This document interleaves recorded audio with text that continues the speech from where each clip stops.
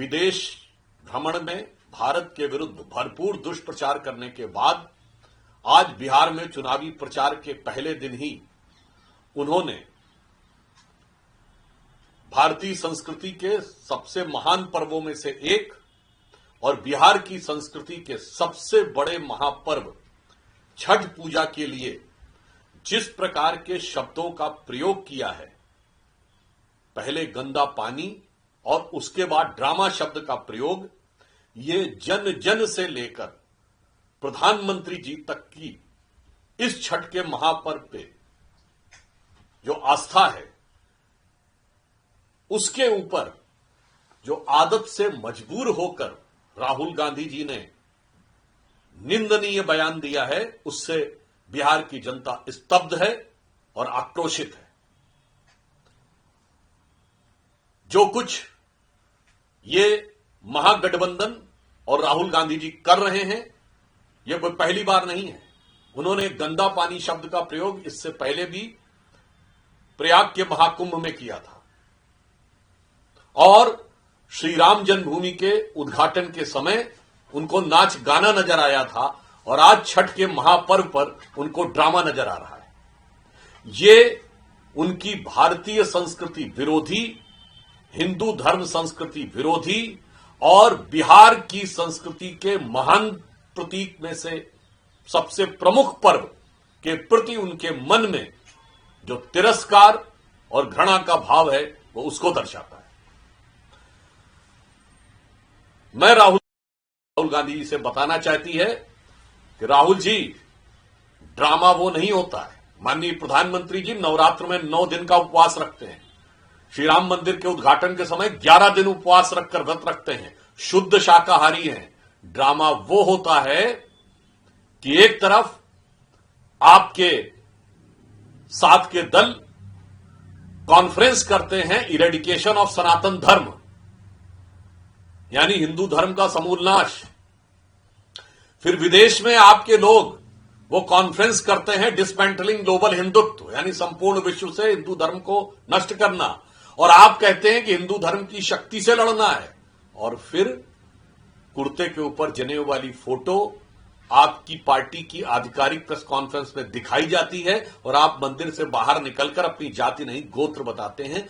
ये होता है ड्रामा। और मैं महागठबंधन की तरफ से ख्वाबों ख्यालों के सीएम उम्मीदवार तेजस्वी यादव जी से भी पूछना चाहता हूं कि ये बिहारियों के अपमान की कितनी लंबी श्रृंखला आप बर्दाश्त करने को तैयार हैं। पहले आपने एक ऐसे राज्य के मुख्यमंत्री को बुलाया, तमिलनाडु के मुख्यमंत्री श्री एम.के. स्टालिन को, जिनके मंत्रियों ने ऐसे अपमानजनक शब्द बोले, हम किसी को छोटा बड़ा नहीं कहते। उन्होंने कहा कि बिहारी यहां पर सफाई करने के लिए आते हैं, अर्थात बिहार की स्वाभिमानी श्रमिक जनता का अपमान आपने बिहार की धरती पर करवाया। उसके बाद आपने एक ऐसे मुख्यमंत्री को बुलाया, तेलंगाना के मुख्यमंत्री श्री रेवंत रेड्डी, जिन्होंने सीधे बिहार के कुर्मी समाज का नाम लेकर कहा था कि बिहार के डीएनए खराब है। यानी आपने बिहार की जनता का अपमान कराया।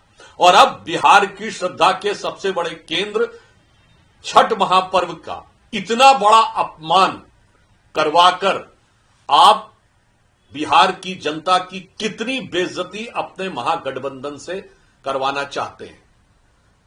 मेरा मानना है कि बिहार की जनता इससे स्तब्ध है, आक्रोशित है।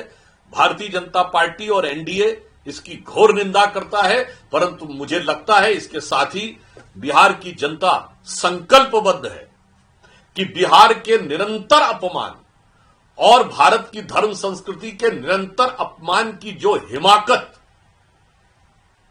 इंडी गठबंधन, महागठबंधन, राहुल गांधी और तेजस्वी जी कर रहे हैं, उसका पुरजोर जवाब पूरी ताकत के साथ मतदान में देकर इस अपमान का प्रतिकार अवश्य करेगी।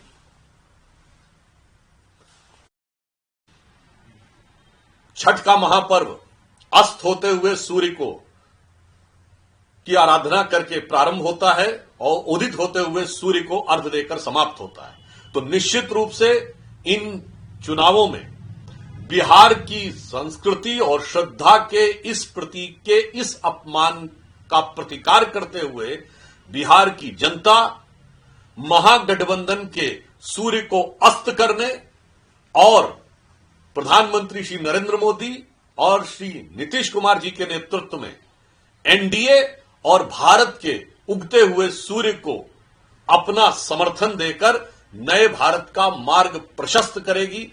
और इसे में बिहार के प्रसिद्ध कवि रामधारी सिंह दिनकर जी की उस प्रसिद्ध पंक्ति मुझे याद आती है, जो उनकी बड़ी प्रसिद्ध कविता थी, मेरे नखपति मेरे विशाल। उसकी यह पंक्ति कि प्राची के प्रांगण बीच देख जल रहा स्वर्ण युग अग्निज्वाल। ये बिहार की जनता के लिए विचार करने का विषय है कि प्राची के प्रांगण बीच देख जल रहा स्वर्ण युग अग्निज्वाल। तू मौन त्याग कर सिंहनाद रे तपी आज तपका न काल।